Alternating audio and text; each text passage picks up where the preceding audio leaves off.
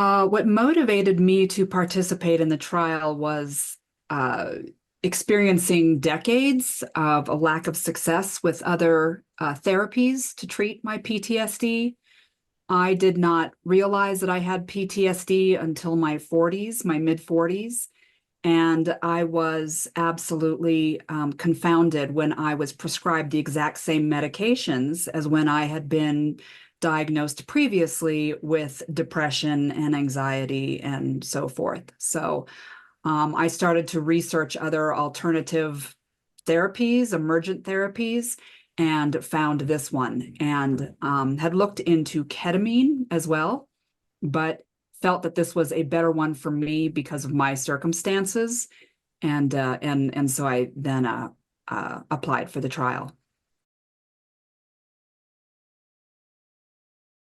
Naturally, the uncertainty of taking what was considered a psychedelic drug. So I'm MDMA naive. So I didn't know what to expect. I think for me, I just really wanted the reassurance of exactly what I could expect or what I would anticipate from the experience. I wanted to be very clear about the risks. So I wanted to understand the risk profile for the medication. And especially for me being a sexual trauma survivor, wanting the reassurance that I would have agency throughout the treatment. Absolutely. One of the reasons why I am such an advocate for this therapy is because of the profound positive changes in my own life.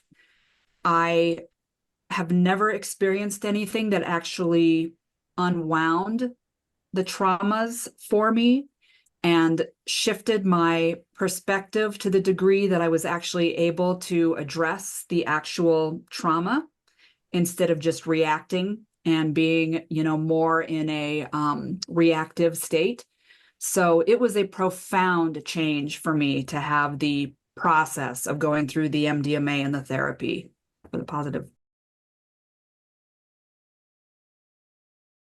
As I understood from getting feedback from my therapists, I had very few side effects, and other people, had more nausea. Other people experienced, other side effects. For me, I felt that aside from, the obvious things of having the increased heart rate, pulse and so forth, a sensation of, warmth, maybe a little bit of jaw clenching. But other than that, I think that I really well tolerated the medication. I was very thankful for the lower dose in the initial experience, just to be able to understand how I would feel. And it gave me the confidence in the second and third experientials to, tolerate it and anticipate its effects.